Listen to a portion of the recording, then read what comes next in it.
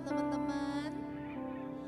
Kita bersyukur ya pada hari ini kita bisa ada sebagaimana kita ada dengan kesehatan. Itu semua karena anugerah Tuhan yang sungguh melimpah dalam kehidupan kita. Mari kita siapkan hati kita mau menyembah Tuhan, kita mau menghadap Tuhan, kita siapkan hati kita, mari kita sembah Dia.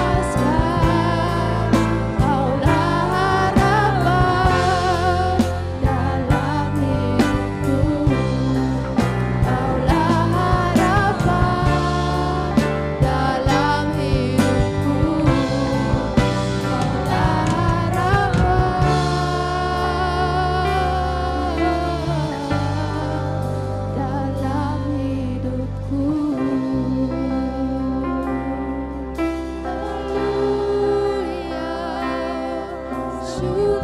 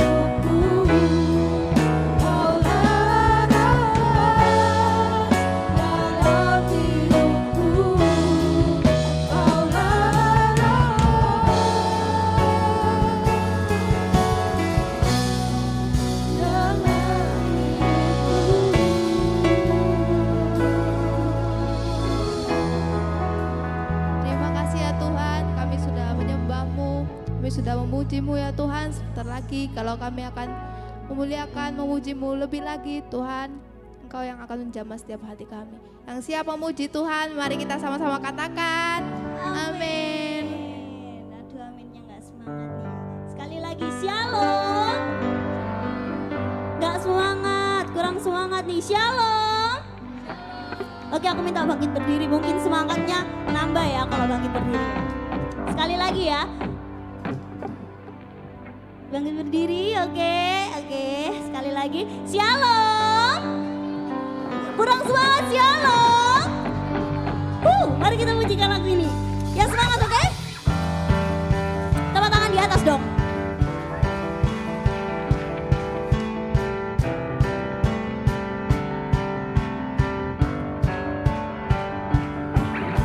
Tak terbayang kebesaran-Mu dan tak terbanding kekuatan-Mu Tuhan. Kau megah bagiku. Senang jiwa dan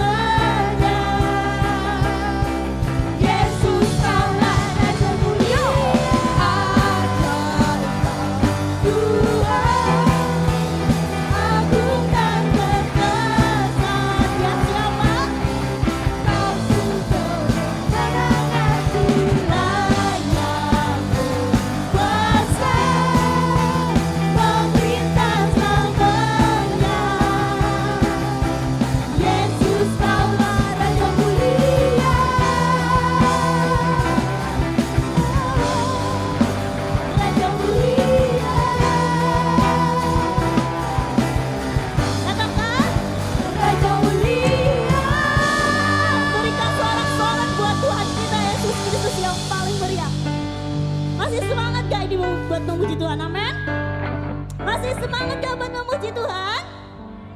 Aduh, cuma yang ngomong 2-3 orang aja. Masih semangat buat memuji Tuhan, amin? Amin. Oke. Tepuk tangan di atas dong.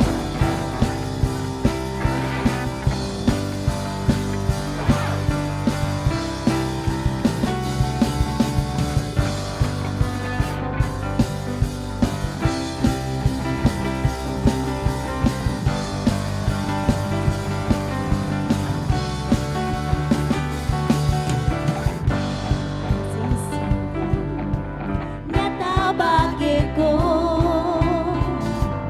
hikmat kebajikan tersedia bagiku. Katakan balas aku, limpahkan segalanya, dan anugerahnya sangat besar bagiku. Aku diberkati, aku diberi karena Allah sanggup untuk menyediakan. Aku diberkati, aku dilimpahi atas sempurna anugerah Tuhan bagiku.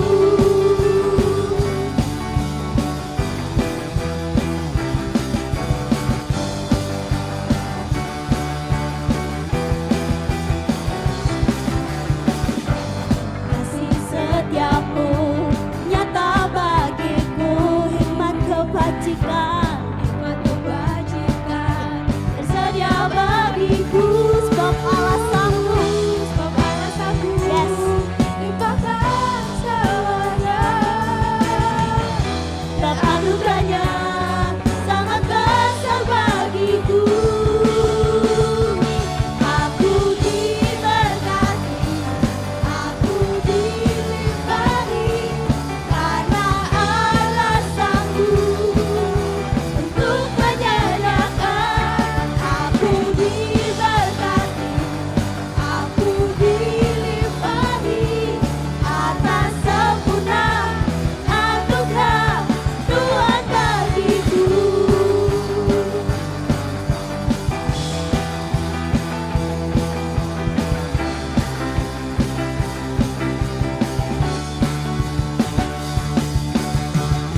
Sebab Allah sanggup limpahkan segalanya, dan anugerahnya sangat besar bagiku. Katakan sebab Allah sanggup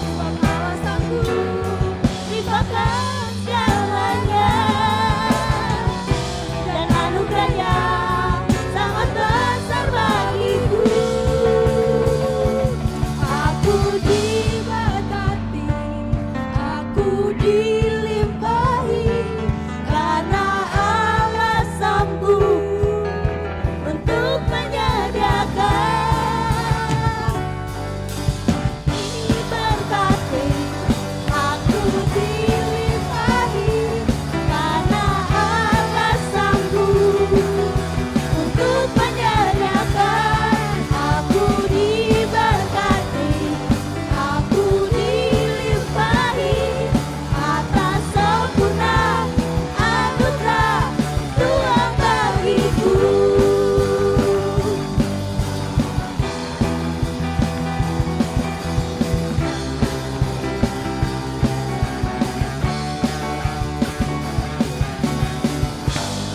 Berikan suara-suara buat Tuhan kita. Mari kita siapkan, dipersilakan duduk terlebih dahulu. Haleluya Yesus. Oke teman-teman, nanti persembahannya silakan diberi pada saat ibadah selesai di belakang. Dan sekarang mari kita siapkan hati kita. Kita mau masuk firman. Biarkan kita layak untuk di hadapan Tuhan. Mari kita belajar untuk menyembah Dia. Katakan haleluya Yesus. Oh haleluya Yesus. Haleluya. Oh haleluya.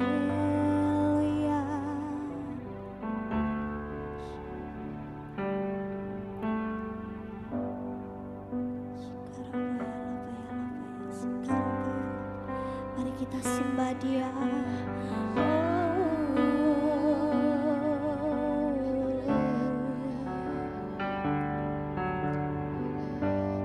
Manakah kami mencari kasih sejati, Yesus. Kemanakah kami berseru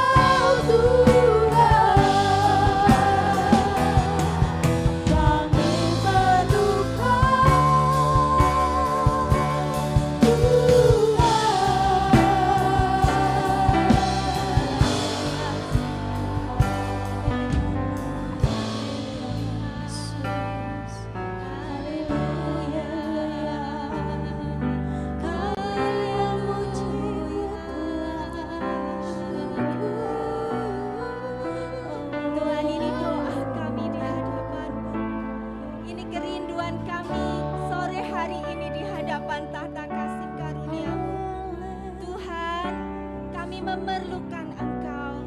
Kami memerlukan keajaiban-Mu atas setiap hidup kami. Dan kami mengaku di hadapan-Mu Tuhan, sungguh kami tidak mampu untuk jalan sendiri. Kami tidak bisa jalan sendiri tanpa bimbingan dan jaminan-Mu Tuhan. Mari Tuhan Allah, mari jamah setiap kami. Jamah setiap hati kami, buat telinga kami mendengar akan Engkau. Urapi kami semua yang ada di sini, juga yang streaming mungkin Tuhan.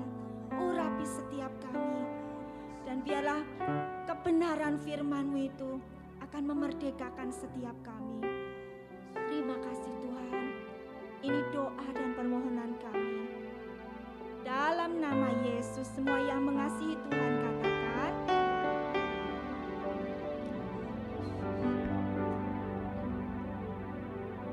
Ya, shalom teman-teman semua, luar biasa.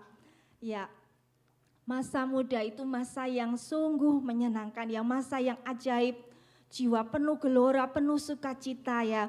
Ketika kita mau serahkan masa muda kita untuk mengasihi Tuhan, untuk melayani Tuhan. Sungguh amat sangat dahsyat. Kita akan jadi alat keagungan Tuhan di bumi ini. Untuk membawa kerajaan Tuhan turun atas bumi ini. Amin. Ya, mari kita sama-sama baca di firman Tuhan. Kita baca dalam Yesaya pasal 6 ayat 1 sampai 8. Ya, langsung saya bacakan ya teman-teman. Judul perikopnya adalah Yesaya mendapat panggilan Allah. Dalam tahun matinya Raja Uzia, aku melihat Tuhan duduk di atas tahta yang tinggi dan menjulang, dan ujung jubahnya memenuhi bait suci. Para serafim berdiri di sebelah atasnya, masing-masing mempunyai 6 sayap. 2 sayap dipakai untuk menutupi muka mereka, 2 sayap dipakai untuk menutupi kaki mereka, dan 2 sayap dipakai untuk melayang-layang. 3, dan mereka berseru seorang kepada seorang, katanya, Kudus, kudus, kuduslah Tuhan semesta alam, seluruh bumi penuh kemuliaannya. Maka bergoyanglah alas ambang pintu, disebabkan suara orang yang berseru itu, dan rumah itu pun penuhlah dengan asap. Ayat 5, lalu kataku, celakalah aku binasa, sebab aku ini seorang yang najis bibir, dan aku tinggal di tengah-tengah bangsa yang najis bibir. Namun mataku telah melihat Sang Raja, yakni Tuhan semesta alam. Tetapi seorang dari para serafim itu terbang mendapatkan aku, di tangannya ada bara yang diambilnya dengan sepit dari atas mezbah.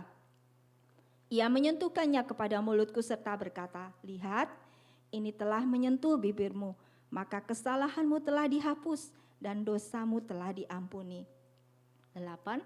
Lalu aku mendengar suara Tuhan berkata, siapakah yang akan kuutus? Siapakah yang mau pergi untuk aku? Maka sahutku, ini aku, utuslah aku. Ya teman-teman, tadi dikatakan di ayat yang pertama ya, dalam tahun matinya Raja Uzia, aku melihat Tuhan duduk di atas tahta yang tinggi. Nah, kenapa ditulis seperti ini ya? Raja Uzia ini adalah raja yang memerintah, dia jadi menjabat raja waktu umurnya tuh 16 tahun. Mungkin masih seperti kalian ya, 15, 16, 17 gitu ya. Seperti kalian ini sudah diangkat jadi raja. Dan ketika dia dilantik menjabat raja, dia dibimbing ya oleh seorang imam Tuhan, akhirnya dia hidup berjalan dengan setulus hati mencari Tuhan.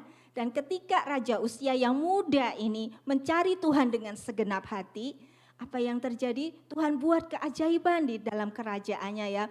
Kerajaannya makin besar, makin kokoh. Raja Uzia diberkati luar biasa ya. Dia bangun banyak sumur, pertaniannya luar biasa gitu ya. Nanti kalian bisa baca deh ceritanya di Raja-Raja, kisah Raja Uzia ya. Tapi apa yang terjadi? Nah, Raja Uzia ini setelah dia menjadi besar dan makin kuat, apa yang terjadi? Dia berubah, hatinya berubah. Ya, dia menjadi tinggi hati, dan karena tinggi hati ini dia melakukan hal-hal yang merusak, kata firman Tuhan. Nanti kalian baca aja ya di raja-raja tentang Raja Uzia ini. Terus dia ini seorang raja, dia sampai berani membakar waktu itu ya di bait Allah, kalau mempersembahkan ukupan yang boleh menaikkan ukupan persembahan itu hanya imam. Tapi ini Raja Uzia meninggikan dirinya, menganggap dirinya layak ya, dia harus bakar ukupan di hadapan Tuhan. Waktu ditegur oleh hamba Tuhan gitu ya, oleh imam Tuhan, raja ini jadi marah. Dan apa yang terjadi? Begitu dia marah ya, ditegur, dia langsung kena kusta ya teman-teman. Raja Uzia kena sakit kusta.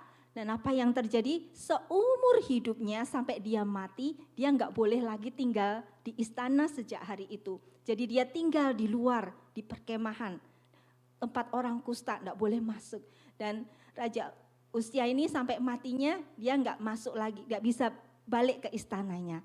Nah ini, jadi apa yang terjadi ini? Kenapa Nabi Yesaya berkata, menuliskan dalam tahun matinya Raja Uzia, aku melihat Tuhan.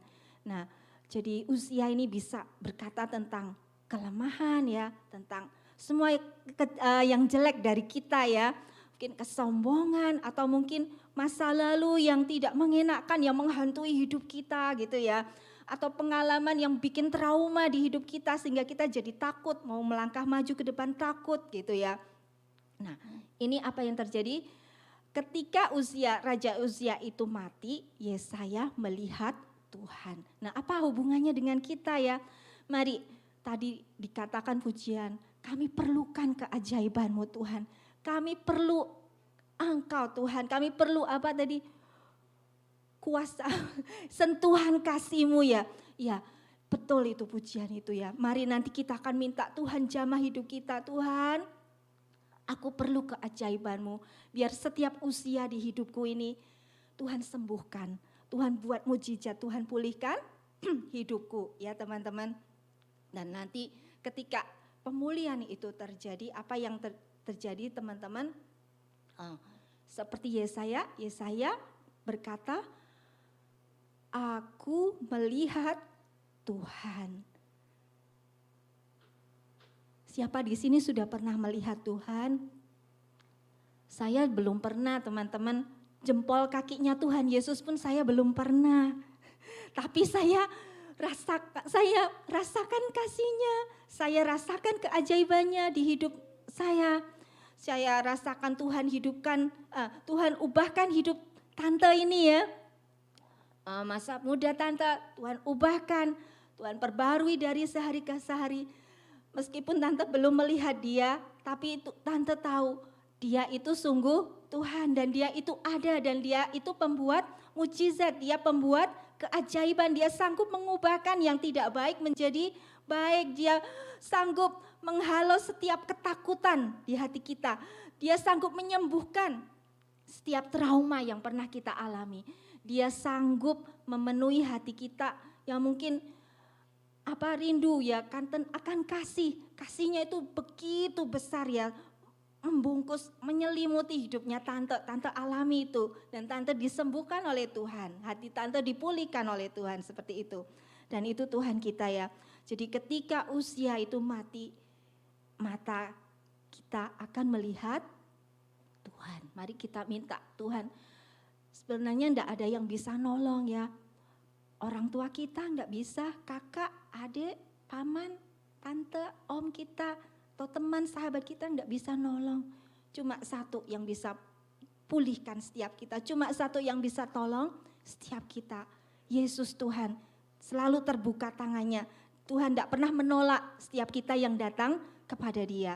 Ya teman-teman. Nah lalu dikatakan, terus tadi ayat 3 ya, ayat 2 dan seterusnya ada malaikat-malaikat tahta ya, malaikat serafim, malaikat kerubim, malaikat tata, dan siang malam itu dikatakan di kitab Wahyu ya, berseru kudus, kudus, kuduslah Tuhan Allah semesta alam.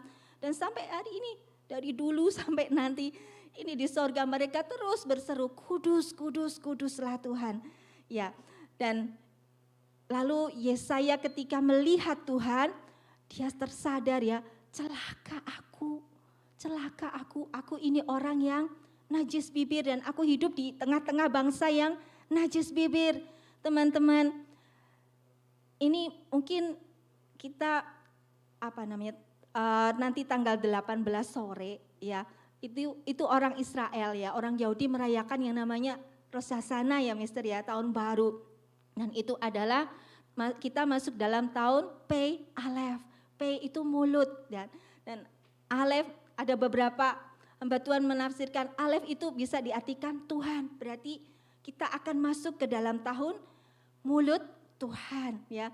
Apa hubungannya? Ini Yesaya bilang, celaka aku orang yang najis bibir.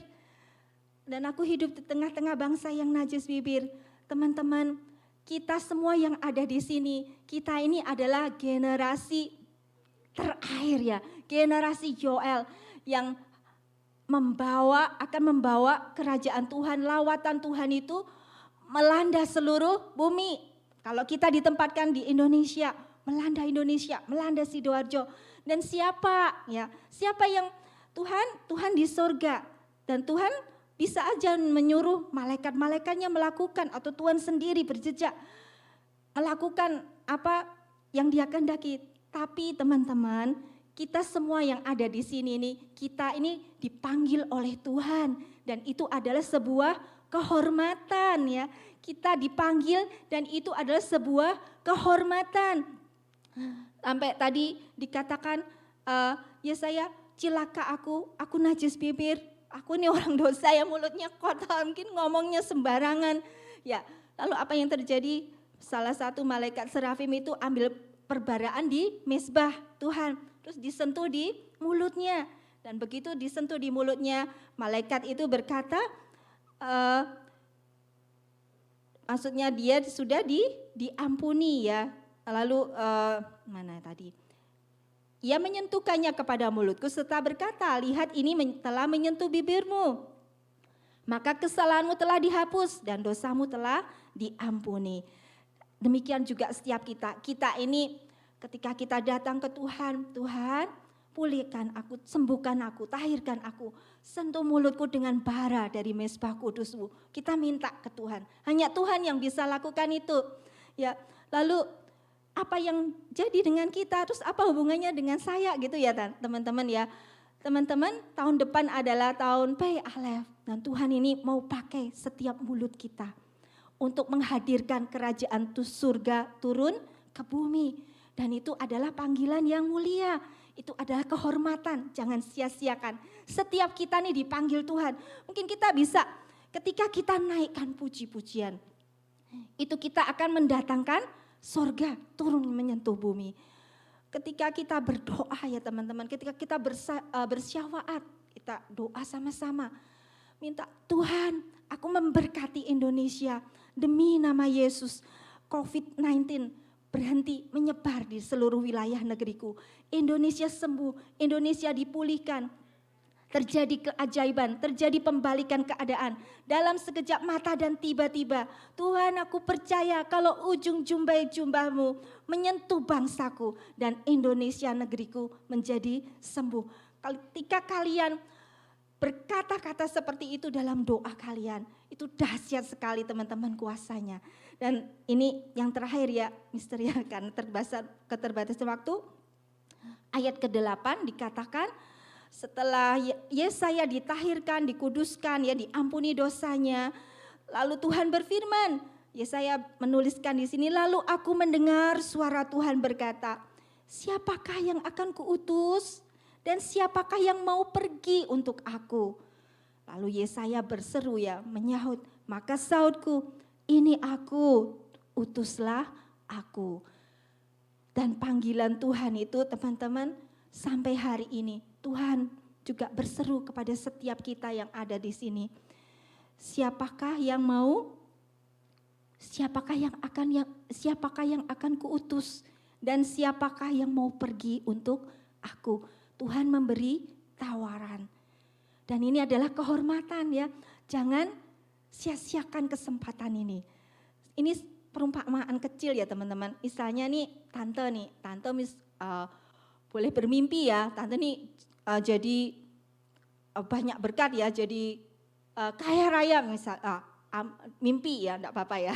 Punya pembantu 3, maksudnya pembantu 3. Tante pergi dari luar negeri sama keluarga tante gitu ya, misalnya mimpinya ya. Terus berangkat bawa koper 5 gitu ya.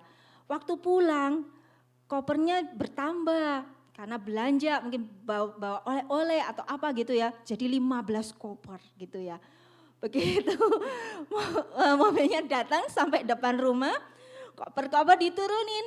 Udah pelayan-pelayannya tante berdiri aja di pagar, selamat datang Bu, selamat datang Pak gitu ya.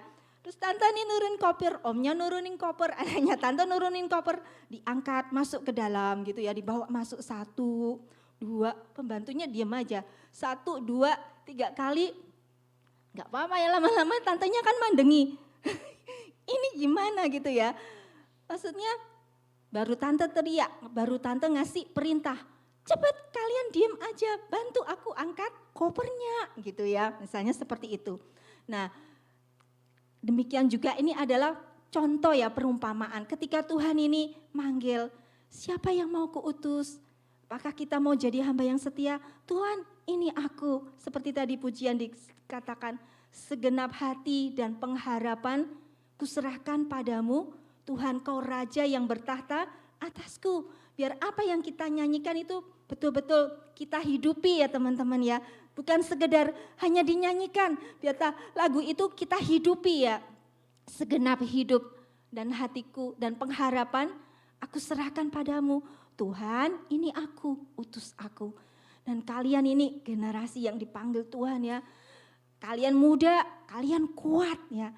Dan roh Tuhan penuh atas kalian ketika kalian mau sederap selangkah sehati dengan Tuhan. Dan kalian akan bawa lawatan, bawa keajaiban turun atas bangsa kita. Amin. Amin. Baiklah, sampai di sini teman-teman, karena keterbatasan waktu, mari kita naikkan satu pujian, lalu teman ada yang mau bersaksi ya Mister ya. Mari silakan tim musik, kita nyanyikan, Tuhan kami perlu keajaiban-Mu, kami perlu sentuhan tangan-Mu, kami gak bisa jalan sendiri Tuhan. Tuhan jamah hidupku, aku mau jadi alat kerajaan-Mu untuk membawa surga turun menyentuh bumi melalui hidupku, melalui perkataanku. Ya.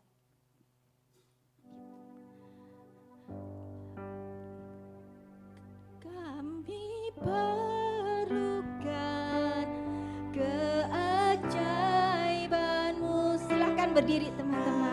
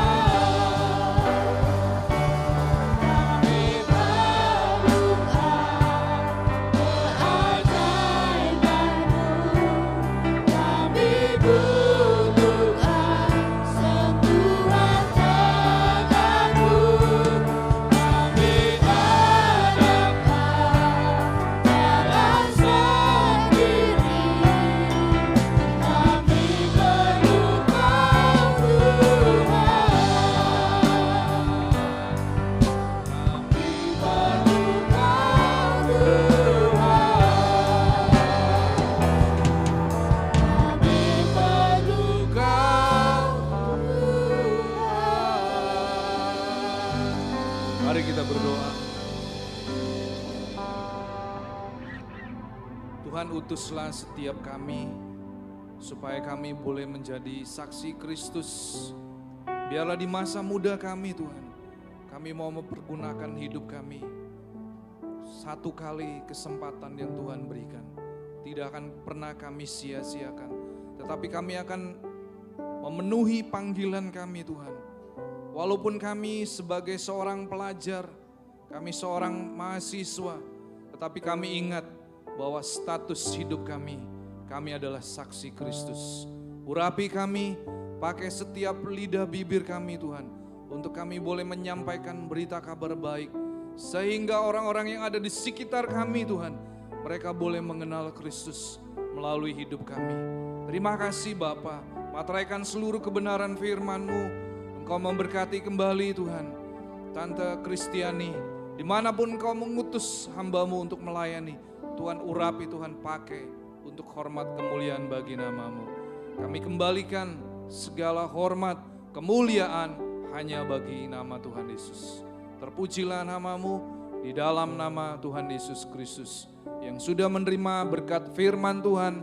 Mari kita katakan amin. Silakan duduk saudara yang terkasih. Kita akan mendengarkan ada sebuah kesaksian dari saudara kita, bagaimana Tuhan memberkati hidupnya, dan biarlah semua apa yang Tuhan lakukan di dalam hidupnya, biarlah itu boleh menjadi kemuliaan bagi nama Tuhan. Ya, saya mempersilakan bagi yang ingin memberi kesaksian. Terima kasih. Oke, shalom. Oke, aku mau bersaksi tentang kasih kebaikan Tuhan yang begitu luar biasa dalam hidupku. Oke, jadi mungkin ada beberapa dari teman-teman, ada beberapa musik dong. Mungkin ada beberapa dari teman-teman ataupun pembina-pembina youth, ada yang tahu gitu ya tentang keadaanku, tentang masalah-masalah yang ada di hidupku, mulai dari masalah keluarga, masalah pertemanan, semuanya itu mungkin ada beberapa yang tahu. Dan aku mengalami semuanya itu tak anggap seperti proses Tuhan membawa aku next level gitu ya. Sebenarnya itu dibilang susah. Dengan thank you.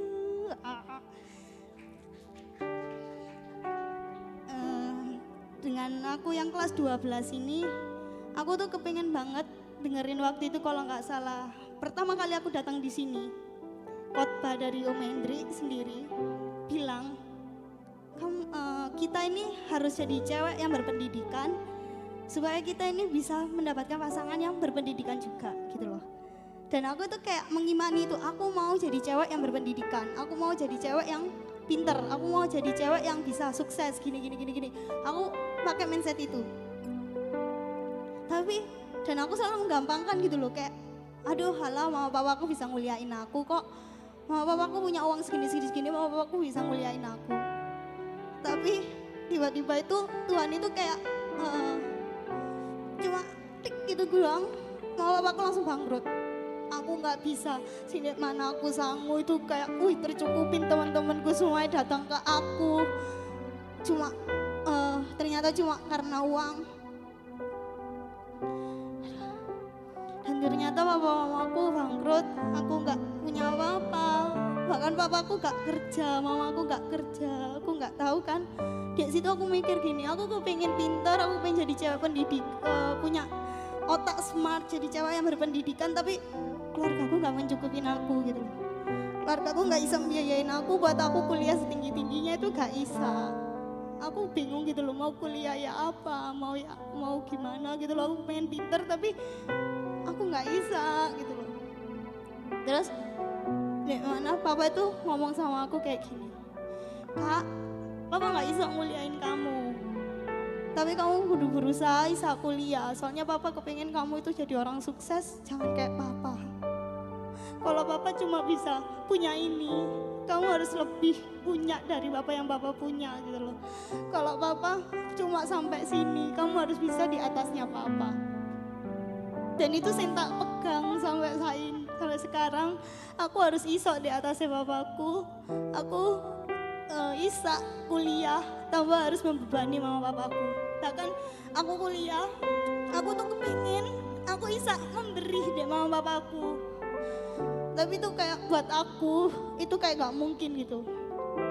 aku gak mungkin dapet no kuliah dengan keadaan mama papaku yang bangkrut, dengan keadaan aku di sekolah aku dibully. Waktu itu aku pernah cerita kesaksian juga, aku dibully sama teman-teman aku karena aku berteman sama teman-teman yang dibully juga. Sampai aku diludahin segala macam. Aku pernah kesaksian dan Tuhan itu menolong aku. Tuhan ngubah hati temen aku yang benci sama aku jadi sahabatku, malah dia mau bantu aku, dia mau nyapa aku duluan. Itu hal mujizat yang pernah tak rasain semenjak aku kenal sama Tuhan. Itu pertama sama pertemananku. Terus yang kedua ini, aku kelas 12 ini tuh bener-bener kayak mikir gitu, aku kelas 11 kayak bener-bener anjlok gitu ya, karena aku ikut DBL. Hampir setiap dance itu aku masuk sekolah cuma ikut renungan pagi, doa di sekolah. Habis gitu aku ikut dance, latihan dance sampai pulang. Jadi aku lakuin itu selama 6 bulan, gak pernah ikut pelajaran, dan aku ulangan nilaiku anjlok semua. Dan namanya Japres itu kayak gak mungkin datang di aku, gak mungkin Japres itu bisa ini loh, tak kasih Japres kamu kuliah dapat potongan. Itu kayak menurutku gak mungkin. Aku DBL udah gak menang, Japres gak ada, nilaiku anjlok. Kayak aduh wes anjlok lah, uripku ini kayak gimana gitu. Aku wes gak yakin aku bakalan iso jadi cewek sukses. Dan apa ya, dan ada beberapa omongan-omongan yang selalu ngomong ke aku, wah Deborah ini cewek murahan, wah Deborah itu gini. Dan itu buat aku kayak semakin down. Aku wes gak berpendidikan, aku wes kayak gini, dan aku dibilang seperti ini. Dan itu membuat aku kayak, duh Tuhan, aku itu seburuk ini ta, aku tuh separah ini ta. Dan saat itu guruku tuh ngasih aku sebuah dokumen file, dan di situ ada nilai rapotku. Sama satunya tuh filenya nggak kak buka, karena aku tahu ya, pertama aku buka nilai rapotku. Wih, aku bener-bener kayak kecewa sama nilai rapotku kelas 11 semester 1 semester 2 itu, aku bener-bener kecewa. Dan aku kayak wis, aduh wis gak mungkin lah. Dan aku kerasa nilai file kedua ini rapotan, surat orang tua buat datang ambil rapot gitu. Aku cuma mikir kayak gitu. Terus Selin ngomong, Dep, kamu Japres berapa? Aku tuh gak percaya diri. Aduh, aku Japres berapa? Masa aku kalah sama Selin dapat Japres. Tapi aku sadar diri kalau aku nilaiku kelas 11 ini anjlok. Aku pas gak mau buka file kedua. Dan pas aku nunjuk novel kedua, aku tuh gak langsung lihat. Aku nyuruh Selin yang lihat dulu. Terus ternyata puji Tuhan, Tuhan itu baik banget sama aku bisa dapat Japres. Aku bisa kuliah, tapi itu gak berhenti sampai situ tok perjuanganku. Aku juga sedih gitu. Aduh, aku kuliah di mana? Aku sekarang kan SMA aku di Petra. Petra ini dapat jalur kerjasamanya sama Ubaya, UKP, UC, dan sekolah-sekolah lainnya itu kan. Dan aku lihat sekolah universitas itu universitas yang mahal, gak murah gitu ya. Dan aku tuh sempet kayak, aduh aku kuliah apa, aku STT wes gitu. Tapi aku ini anaknya nggak apa ya, kalau aduh gimana gitu loh. Maksudnya kalau di STT tuh kayak bukan berarti aku gak mau kalau aku STT ini cuma karena aku mencari sebuah pangkat atau sarjana. Aku kepengennya kalau aku jadi STT ini karena aku panggilan gitu, dan aku ada di mimbar itu karena aku panggilan, bukan karena aku pangkatku pendeta makanya aku ada di mimbar seperti itu. Dan aku memegang hal mindset seperti itu. Terus ya udahlah, aku percaya diri, aku memberanikan diri, aku memilih UKP, memilih Universitas Petra, memberanikan diri. Dan di situ ada webinar dari Petra. Aku milih yang pertama desain interior, dan yang kedua itu aku emang aku tuh suka banget ngomong kan, jadi aku tuh antara aku milih ilkom, kalau nggak gitu aku milih guru. Tapi aku ini seneng gitu loh sama anak kecil, aku seneng ngajar, aku seneng ngomong, jadi kayak hal yang aku pilih akhirnya ke guru. Dan aku nyoba ikut guru. Di situ aku tuh merasa nggak puas ya, manusia. Aku merasa nggak puas dengan jalur prestasi yang aku dapat ini. Aku merasa nggak puas karena aku yakin orang tua aku nggak mampu bayarin aku meskipun ada potongan dari apa yang usaha yang udah pernah tak lakuin selama aku kelas 10, kelas 11 itu ternyata masih tetap tak lihat harganya mahal ternyata di UKP ya. Akhirnya aku coba lagi buat cari beasiswa. Aku ambil PGSD waktu itu. Aku pengen banget jadi guru SD. Karena aku juga berpengalaman dengan anak-anak SD, akhirnya aku ngambil guru SD kan. Aku ngambil guru SD, di situ aku coba tanya sama guru BK ku. Aku tanya guru BK ku, Bu, apa nggak ada beasiswa lagi ya Bu ya, gini. Ternyata guruku bilang kamu harus ikut tes ini. Tesnya tuh bener-bener buat aku, wih aku kudu belajar lagi, aku kudu tes ini lagi. Oke, it's okay, aku coba buat, ya udah gak apa-apa, demi aku bisa kuliah, demi aku berpendidikan, aku bakalan ngelakuin hal itu. Dan waktu itu, waktu tes, puji Tuhan tes pertama aku lolos. Terus tes kedua ini yang paling aku takut-takutin itu adalah tes wawancara sebenarnya. Tes wawancara aku tuh takut apa yang aku omongin ini tuh gak srek sama dosennya gitu loh. Dan dosennya akhirnya gak nerima aku. Terus dosennya itu bilang sempet gini, kalau misalnya kamu gak dapat beasiswa ini kamu kayak gimana? Sebenarnya jujur sebagai manusia aku pengen dapat beasiswa itu. Tapi dosennya ini tuh kayak ngasih aku pertanyaan yang buat aku mikir banget. Dan aku cuma jawab gini, tetap tak jalanin. Aku karena guru ini adalah cita-citaku, aku bakalan berusaha, aku mau jadi guru dan aku serahkan semuanya sama Tuhan. Aku yakin meskipun aku gak dapat beasiswa, Tuhan itu pasti menyediakan semuanya. Dan di situ itu jawaban yang aku lontarkan gitu loh sama dosennya itu. Akhirnya aku lolos di babak selanjutnya, dan di situ aku wawancara lagi di sama PPPK Petra Pusat. Waktu itu aku lagi makan kan sama Tante Evi, terus ada Tante Doris.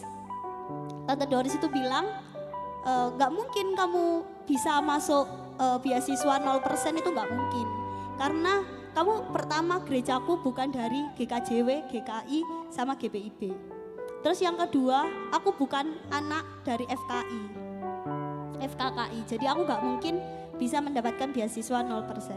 Tapi Tante Evi bisikin aku, kalau kamu dapat 0%, berarti itu mujizat Tuhan hadir sama kamu, berarti Tuhan itu punya rencana yang luar biasa sama kamu. Aku ngimanin, aku pasti bisa. Dan waktu aku wawancara di UK Petra, di PPPK Petra, di situ aku cuma nyanyi lagu yang tadi, lagu yang kami perlukan keajaibanmu. Aku nyanyi lagu itu di jalan sama papa, aku nyanyi terus. Dan akhirnya pas di di PPK Petra, aku diwawancara, puji Tuhan aku lolos. Dan akhirnya aku tes kedua itu, tes selanjutnya yang terakhir itu ada tes kesehatan, dan akhirnya aku lolos juga. Dan sekarang aku sudah resmi bisa jadi PGSD buat jadi guru di UK Petra. Jadi itu semua itu karena mujizat Tuhan. Oke, itu kesaksian saya, semoga buat teman-teman bisa paham tentang hal ini semua. Thank you.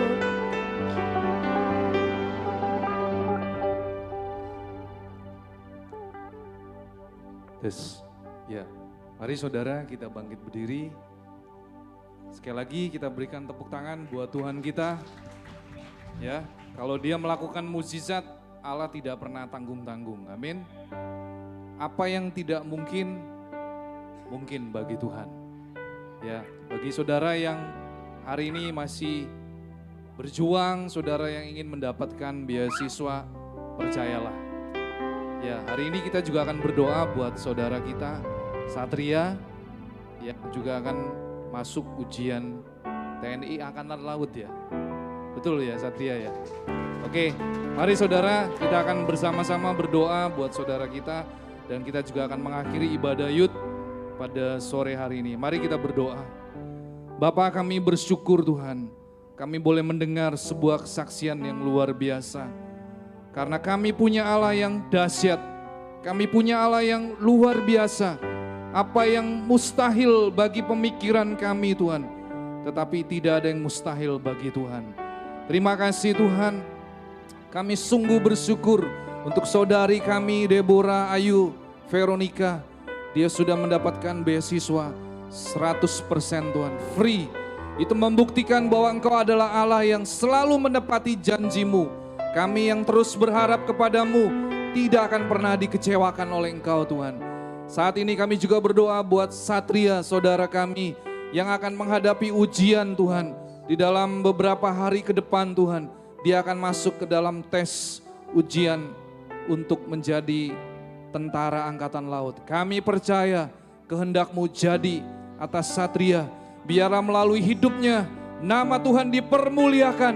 Dan biarlah banyak teman-teman yang boleh mengenal Kristus melalui Satria Tuhan. Dan kami juga berdoa saat ini buat teman-teman kami semua yang merindukan memiliki masa depan yang penuh harapan. Kami percaya semuanya sudah Tuhan sediakan buat kami. Terima kasih Bapa. Sore hari ini kami akan mengakhiri ibadah Yud. Kami angkat kedua tangan kami untuk kami menerima berkat yang daripada-Mu. Mari saudara, terimalah berkat Tuhan pada sore hari ini. Tuhan memberkati engkau dan melindungi engkau. Tuhan menyinari engkau dengan wajah-Nya dan memberi engkau kasih karunia. Tuhan menghadapkan wajah-Nya kepadamu dan memberi engkau damai sejahtera. Pulanglah dan terimalah berkat ini dalam nama Allah Bapa, Putra dan Roh Kudus, yaitu di dalam satu nama, dalam nama Tuhan Yesus Kristus. Yang sudah menerima berkat Tuhan, mari kita katakan amin. Tuhan Yesus memberkati kita semua.